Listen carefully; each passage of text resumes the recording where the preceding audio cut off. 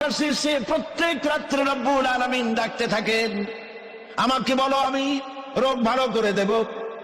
রুজি কামাইতে পারো না, অনাটনে জীবন যায়, বউরে বাচ্চারে খাওয়াইতে পারো না, আমারে বলো।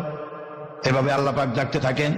সময় মতো যারা গভীর রজনীতে উজু করে তাহাজ্জুদের নামাজ আদায় করে রব্বুল আলামিনের দরবারে কান্দে, আল্লাহ রাব্বুল আলামিন তখন ফেরেশতাদের জিজ্ঞেস করেন, ফেরেশতারা পৃথিবীর মানব গোষ্ঠী ঘুমিয়ে আছে, এই যে মানুষগুলি দেখা যায় আরামের ঘুম হারাম করে কি যেন বলে আর কান্দে কান্দে কেন বল? ফেরেশতারা বলে, রব্বুল আলামিন তুমি তো জানো। আল্লাহ বলেন, জানি, তারপরও তোমাদের মুখে শুনতে চাই।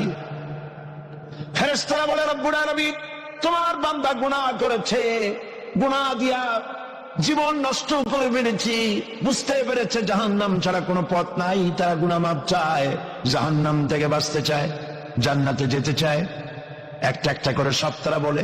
আল্লাহ পাক জিজ্ঞেস করেন, আমার ফেরেশতারা আমার এই বান্দাগুলি কি আমার দোজখ দেখেছে? ফেরেশতারা বলে, না দেখে নাই। আমার জান্নাত কি দেখেছে? না দেখে নাই। আমারে কি দেখছে? না দেখে নাই।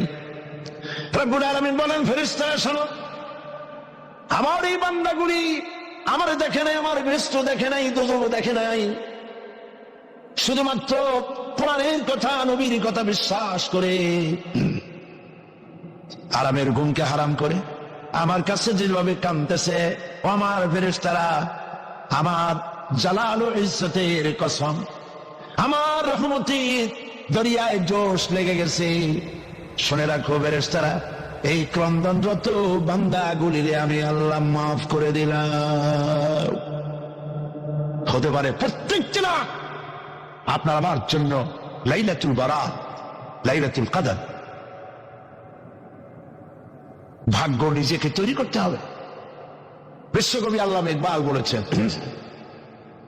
খুদি কো কর ইতনা বুলন্দ कि हर तकदीर लिखने के पहले खुदा पूछे बंदा को बता तेरी रिजा क्या है। নিজের ব্যক্তিত্ব, পার্সোনালিটি, শখসিয়তের প্রস্ফুটন এমন ভাবে ঘটাও আল্লাহর কাছে, যাতে আল্লাহ জিজ্ঞেস করে, বান্দা তুই বল তোর ভাগ্যটা আমি কিভাবে লিখবো। সুবহানাল্লাহ। আল্লামা ইকবালের শেরগুলো যখন আমি আল্লামা ইকবালের খুবই ভক্ত, আমার কাছে মনে হয় তার প্রত্যেকটি শের, প্রত্যেকটি কবিতার লাইন কোরআন শরীফের তাফসীরের বিমুক্ত প্রতীক হয়ে বেরিয়েছে। দাড়ি কামানো মানুষ, কতগুলো মোষ, কেমনে পারলে? প্রোগ্রাম করেছি অক্সফোর্ড ইউনিভার্সিটিতে।